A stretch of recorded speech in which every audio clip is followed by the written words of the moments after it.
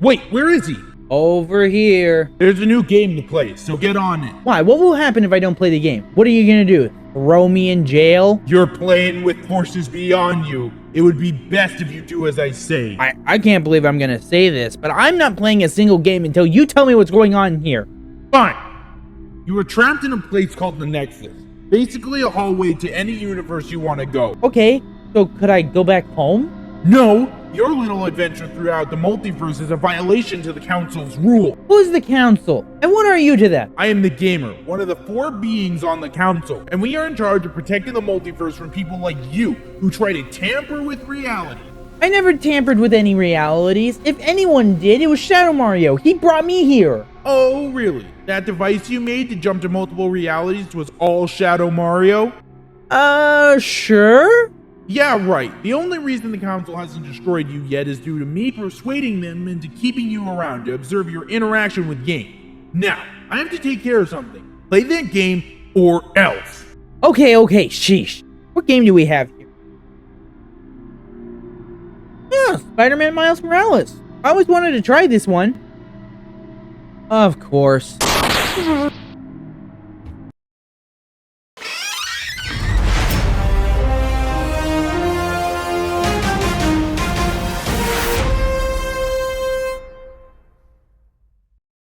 Marvel Spider-Man Miles Morales. Okay, really, what are with these names? This is ridiculous. Miles Morales is made by Insomniac Games and is a sequel to Spider-Man 2018, following Miles Morales as he learns how to become Spider-Man. There's not a lot recorded for Miles Morales' development cycle. To be honest, there's not a lot to Spider-Man Miles Morales.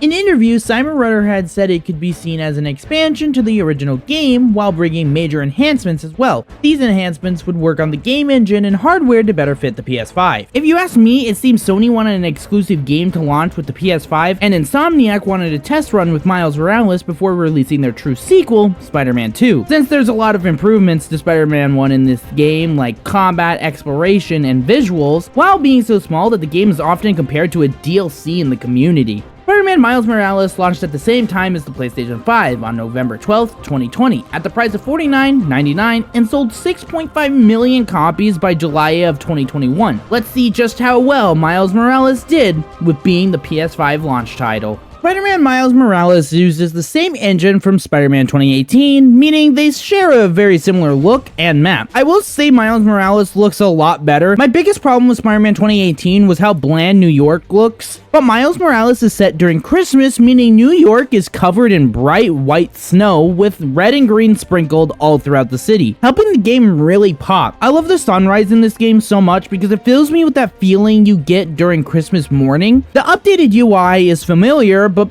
better stylized in my opinion. I like how the skill tree has a web design, but other than that, the UI follows Spider-Man 2018 pretty closely. Cutscenes and animation have had some improvement as well. It's not much because Spider-Man Remastered already had good looking animation, so it gets a small lift in Miles Morales. I will say web-slinging as Miles is a lot more exaggerated. Miles swings more sloppily than Peter swings since Miles is still new to it. This makes for a fun attention to detail. I also love how Miles lands on ledges, always almost falling over and having to catch his balance. Although the performance of this game could be better. I played on the PS5 with performance mode turned on, and I had a couple of frame drops while swinging throughout the city. I also ran into this weird bug while I played. Look at this dude. But it only happened once. One bug that really got to me was when the collectibles would bug out, causing me to have to restart the game in order to fix it. It got really annoying having to reset the game just so I could get my 30th cash. Also, this game is really short.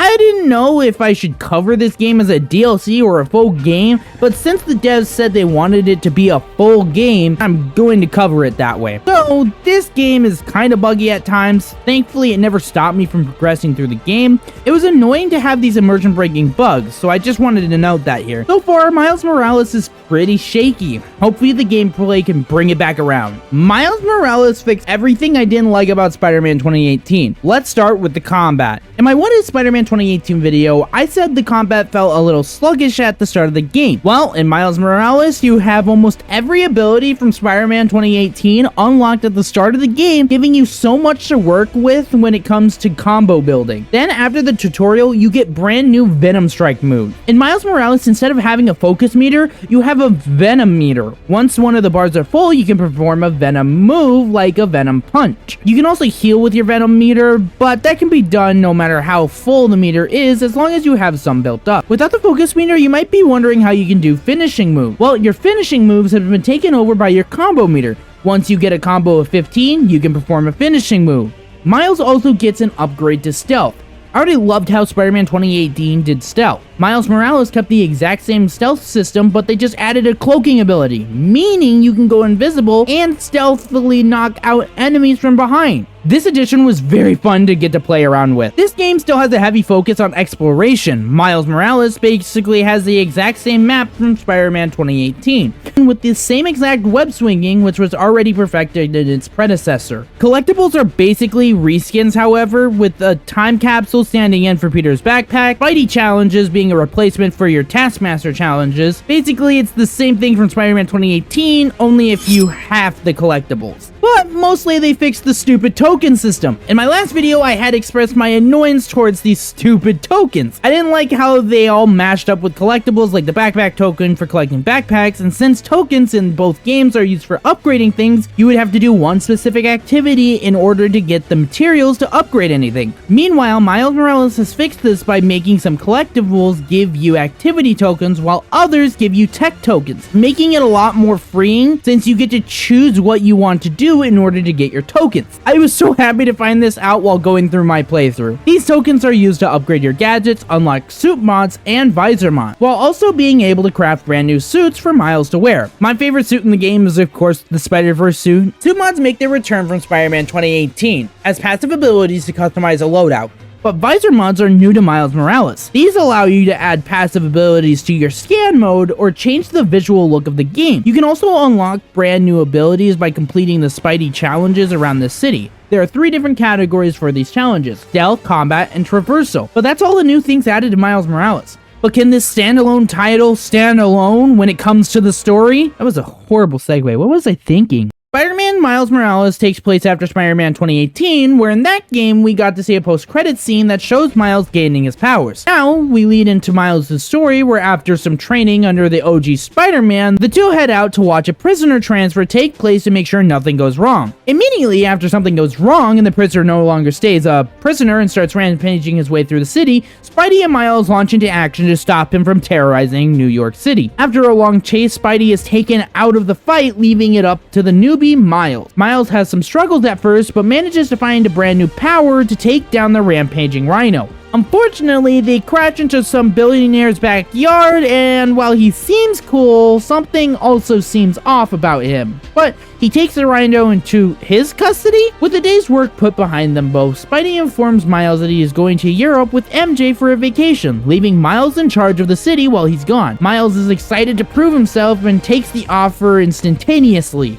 Miles heads home, excited for the next chapter in the Spider-Man story. Thankfully, with an attack on the brand new Roxxon Plaza, that chapter isn't far away. Miles swings in to find these people in purple suits calling themselves the Underground. It seems like they are trying to steal something, but Miles thankfully stops them from advancing in their goals, at least for now. That's as far as I'm going to take this story, but I do want to point out just how connected this story is. Miles has a connection to his home being Harlem, and it's really nice to see him want to earn not only Harlem's respect, but the entire city of New York, since it's very clear that he's the new Spider-Man on the block. He also wants to prove himself to Peter, who left him with this great responsibility, one that Miles takes very seriously. Overall, this story is a great story. While Spider-Man 2018 was a great Spider-Man story, Spider-Man Miles Morales is a great story all around, with wonderful characters that play into interesting little relationships. It's super fun to watch these unfold throughout your playthrough. Spider-Man Miles Morales is a great sequel, not sequel, but kind of sequel that anyone could have asked for coming out of Spider-Man 2018. Except the length of the game is extremely short. I don't think it's on the level for being a DLC.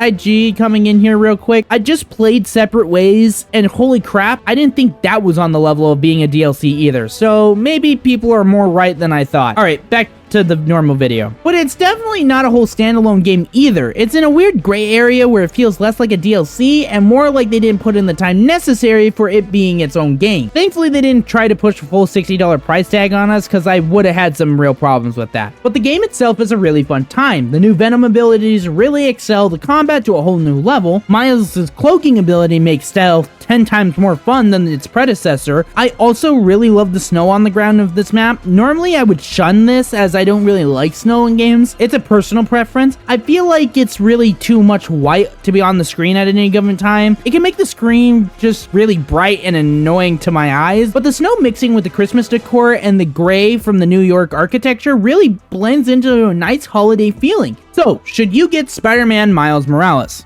Well, that depends. If you played Spider-Man 2018 and you really enjoyed it, I think Miles Morales is a game that you should definitely get your hands on. It's such an improvement when you're looking at the gameplay possibilities alone. The only problem is it's about a quarter of the size of Spider-Man 2018, so you're more likely to feel an incomplete experience by the end. And anyone who hasn't played Spider-Man 2018, you don't really need to play that game first to fully enjoy this one. Meaning, if you're looking for a cheaper alternative to Spider-Man 2018, I would say Miles Morales is a great game to pick up for this. You should know that the length is short. I really want to make this clear, but if that's what you're looking for in a game, then this game might be perfect for you. Normally with sequels, I would say get the first game and then get the sequel, but in this case scenario, I would actually tell you to buy Miles Morales first, see how you like it, and then backtrack to Spider-Man 2018.